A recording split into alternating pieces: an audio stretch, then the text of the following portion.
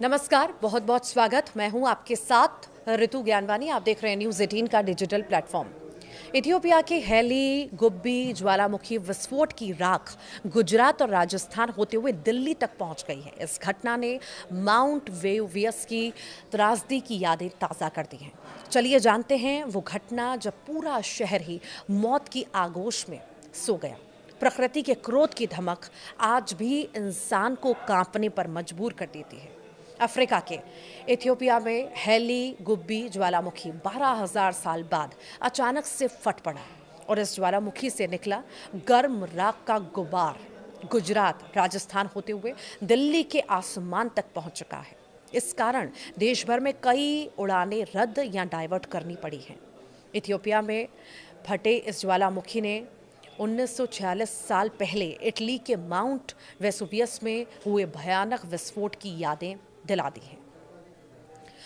नवासी ई में दो जोरदार भूकंप के झटकों ने वेसुवियस पहाड़ पर ऐसी दरार डाली थी कि हजारों साल से सोया ज्वालामुखी अचानक से एक दिन फट पड़ा और इस ज्वालामुखी से निकले लावे और जहरीले गैस की गुबार ने रोमन शहर पोम्पेई एक ही रात में राख में तब्दील कर दिया और हजारों लोगों को सोते सोते ही कंकाल बना दिया। आइए इतिहास की उस त्रासदी को फिर से खंगालें जो आज भी ज्वालामुखी विज्ञान का आधार बनी हुई है। कैंपेनिया क्षेत्र में बसा वेसुवियस 24 अगस्त 89 ईस्वी को फट पड़ा और ये रोमन इतिहास की सबसे घातक आपदाओं में गिना जाता है। ज्वालामुखी ने 33 किलोमीटर ऊंचाई तक गर्म राख और गैसों का विशालकाय बादल उगलना शुरू कर दिया। पिघला हुआ चट्टान, प्यूमिस की धूल और गर्म राख 1.5 मिलियन टन प्रति सेकंड की रफ्तार से माउंट वेसुवियस के बाहर निकला। ऐसा अनुमान है कि ज्वालामुखी विस्फोट से निकली कुल ऊर्जा हिरोशिमा नागासाकी पर गिराए गए परमाणु बमों से 1 करोड़ गुना ज्यादा थी। माउंट वेसुवियस से 700 डिग्री सेल्सियस गर्म राख की लहरें 100 किलोमीटर प्रति घंटे की स्पीड से बहती रही। राख और प्यूमिस की बारिश घंटों चलती रही। हालांकि इस पहाड़ के करीब ही बसे पोम्पेई शहर के लोग इस खतरे को पूरी तरह भांप नहीं पाए। कुछ ही मिनटों में ये लहरें नेपल्स की खाड़ी के किनारे बसे शहरों को निकल गईं और लोग गहरी नींद में सोते हुए कंकाल बन गए। हालांकि ये तबाही रातों रात नहीं उतरी थी। इससे शांत ज्वालामुखी के फटने के पीछे यहाँ कुछ साल पहले आए 2 बड़े भूकंप को एक बड़ी वजह माना जाता है।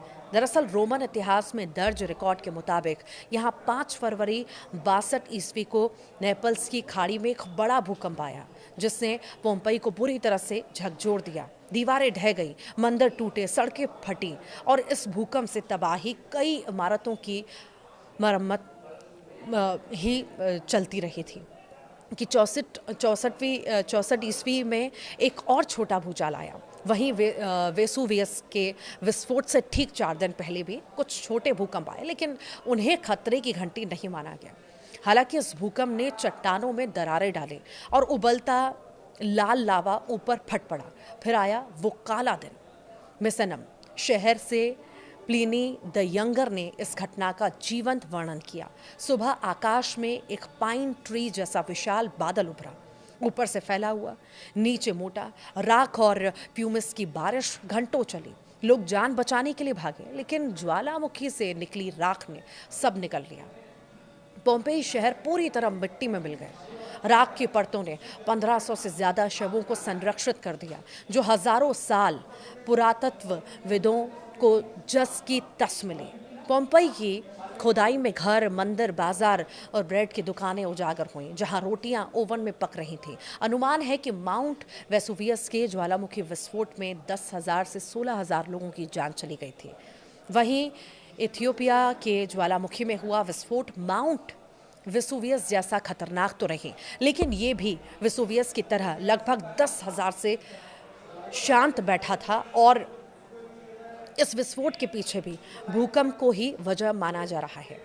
एटा एले रेंज का ये हिस्सा पृथ्वी की प्लेटों के टकराव का केंद्र है। विस्फोट ने 10 से 15 किलोमीटर ऊंचाई तक राख और सल्फर डाइऑक्साइड का प्लूम उगला जो 100 से 120 किलोमीटर प्रति घंटे की रफ्तार से उड़ते हुए भारत के आसमान तक पहुंच गया।